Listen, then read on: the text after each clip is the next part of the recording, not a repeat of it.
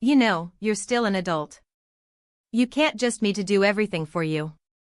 The words hung in the air, heavy and absurd, a statement so fundamentally untrue it felt like a physical blow.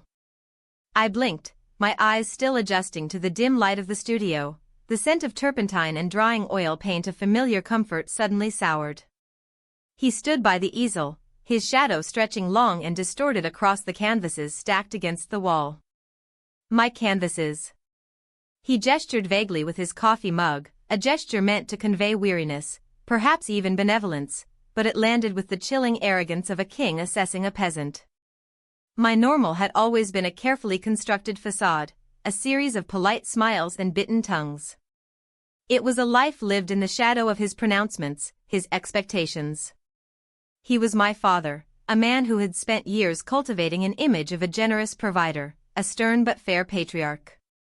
But beneath that polished surface, there was a rot, a deep-seated belief that the world, and everyone in it, owed him something.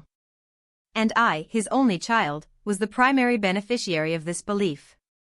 My mother, bless her quiet soul, had been the buffer, the silent absorber of his more egregious demands. Her departure, a silent, slow fading over a few years, had left me as the sole custodian of his needs. His needs were vast and varied. They ranged from expecting me to manage his finances, which I did meticulously, ensuring his retirement was comfortable and his investments thrived, to managing his social calendar, fielding calls from his associates, and even, at times, providing him with emotional validation he seemed incapable of generating himself. I did it all without complaint, a silent promise to the woman who had raised me to be dutiful, to be kind. But kindness, I was learning, could be a leash. There were so many moments I'd catalogued, not consciously at first, but they accumulated like dust on neglected furniture. I remembered when I was finally offered my first gallery show, a significant step for me, a culmination of years of relentless work. I'd called him, bubbling with excitement. His response? That's nice. Listen, I need you to pick up some dry cleaning for me. And can you stop by the pharmacy? My prescription refill is almost due. The gallery owner, a woman I deeply admired, had gently asked if everything was all right. I just nodded, a weak smile pasted on my face, and mumbled something about family obligations. The profound sense of being diminished, of my life's work being secondary to his mundane errands, had settled like a cold stone in my gut. Another time, my mother's antique jewelry, a collection of delicate pieces she'd cherished, was to be appraised for insurance. He'd insisted on being present. As the appraiser meticulously examined a pearl necklace my mother had often worn, he'd interjected, "Make sure you factor in its sentimental value. It's irreplaceable, you see. And perhaps you can offer a little something extra for my trouble in bringing it here." The appraiser, a seasoned professional, had merely raised an eyebrow, her gaze flicking to me as if seeking confirmation of his eccentricity. I'd felt a hot flush of shame, wishing the floor would swallow me whole. He hadn't understood the concept of objective value, only his own perceived importance. The most insidious form of his entitlement was his casual dismissal of my boundaries, or rather, the boundaries that didn't align with his desires. He'd started showing up at my studio unannounced, usually when I was deep in concentration, interrupting my flow with trivial requests or, worse, unsolicited critiques of my work. He'd pore over my unfinished pieces, his brow furrowed in mock contemplation, before delivering pronouncements like, "This color palette is a bit too subdued, don't you think? It needs more life. Like a good Bordeaux." He had no artistic training, no discernible taste beyond what was popular on television, yet he felt qualified to dictate my creative direction. Each time, I'd bite back the sharp retort, the urge to explain that this was art, vision, and swallow the bitter pill of his condescension. He seemed to revel in my silence, interpreting it as a sign of my deference. The moment, the true crystallization of his audacity, arrived on a Tuesday afternoon. The air outside was thick with the promise of a summer storm, the sky a bruised shade of purple. I was working on a commission, a portrait of a client's beloved golden retriever, a piece that required a delicate touch and hours of focused attention. The studio was my sanctuary, a place where I could finally breathe, finally be myself. Then the doorbell rang, a jarring intrusion. It was him, of course. He rarely called ahead anymore. He entered with his usual air of self-importance, carrying a worn leather briefcase. "Ah, still at it, I see," he boomed, his voice echoing in the high-ceilinged space.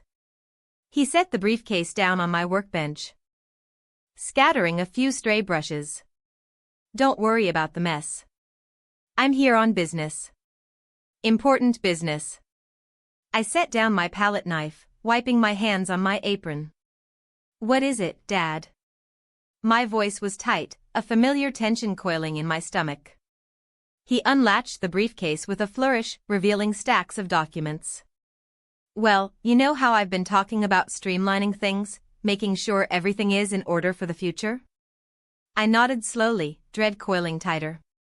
This was his favorite preamble. "And you've been such a good daughter, managing my accounts, keeping things running smoothly. I appreciate that. Truly." He paused, letting the insincere praise hang in the air like cheap perfume. "So, I've decided to make things official. A formal arrangement." He pulled out a thick sheaf of papers. "This is a power of attorney. And a, sort of familial stewardship agreement. Essentially, it grants me the authority to oversee certain assets, particularly your mother's estate and anything tied to it, to ensure they are managed prudently. You know, to protect them from any unforeseen circumstances." My breath hitched. My mother's estate. It wasn't a vast fortune, but it was hers.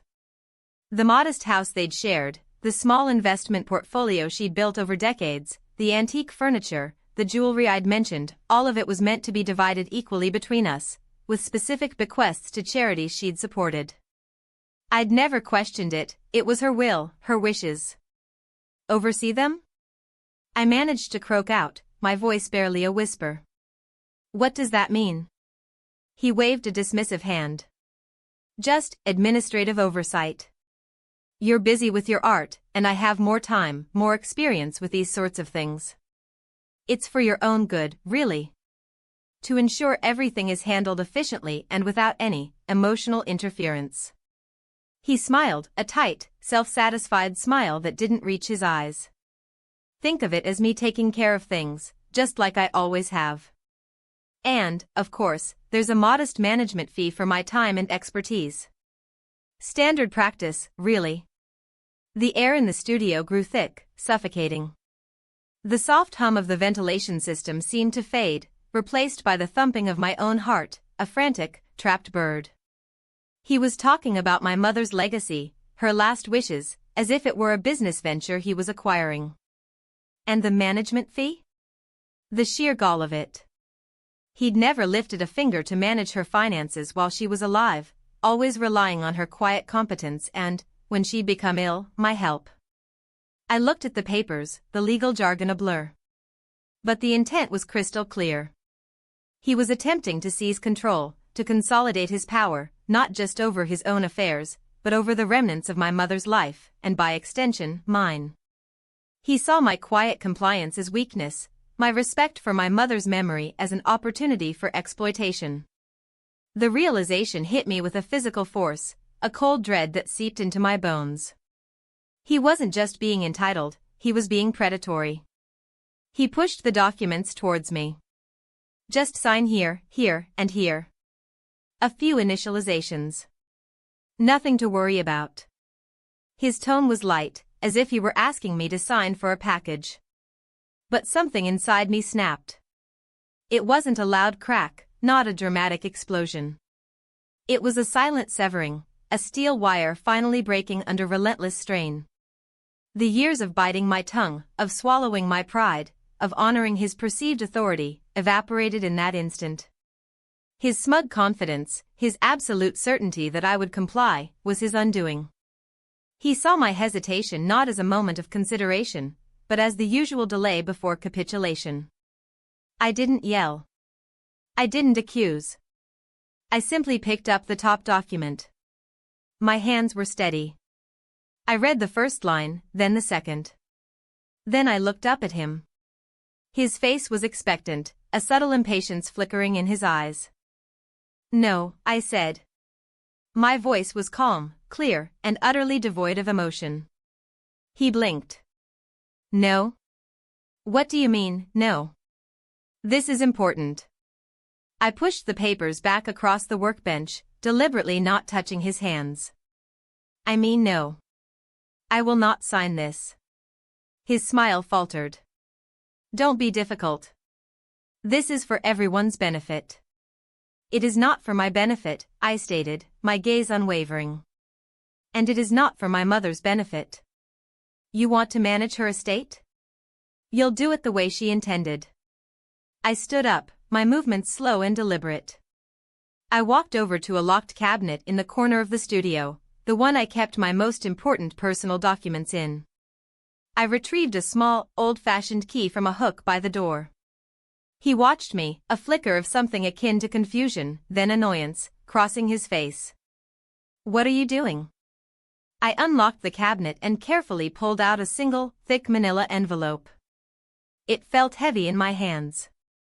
I walked back to the workbench and placed it gently in front of him. "This," I said, my voice a low hum, "is the origin. Al copy of my mother's will. Executed and notarized over 20 years ago." I tapped the envelope. "And attached to it, in this very same envelope, is a codicil she added 5 years ago, stipulating that in the event of any dispute over the distribution of her estate, or any attempt by either beneficiary to unduly influence the other, a specific clause would be activated." His face had gone slack, his earlier arrogance replaced by a dawning unease. "A clause?" "Yes," I confirmed, my gaze fixed on his. "A clause that states, unequivocally, that any beneficiary found to be attempting to exploit the other, or to seize control of assets intended for fair distribution, would forfeit their entire inheritance. All of it. To be instead divided equally amongst the charities she so dearly loved." Silence descended, thick and palpable. The storm outside finally broke, a low rumble of thunder echoing the tremor in his hands as they hovered over the manila envelope. He finally reached out, his fingers fumbling with the flap. He pulled out the will, his eyes scanning the familiar paragraphs, and then, with growing horror, the attached codicil. The carefully worded legal text, penned by my mother's trusted lawyer, was absolute. His face, which had been ruddy with self-importance moments before, drained of color. The smugness evaporated, replaced by a stark, naked fear. His mouth opened, but no sound came out.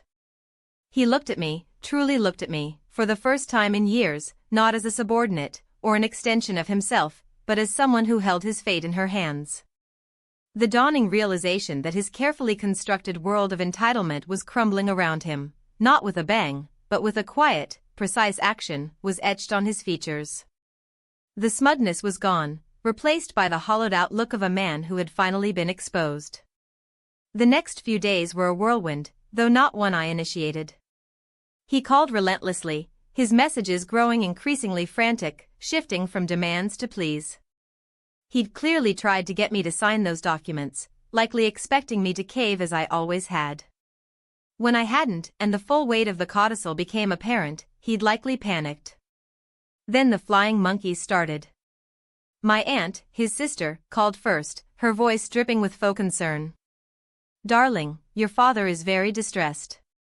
He says you're being unreasonable. He's just trying to help. Are you sure you understand what you're doing?"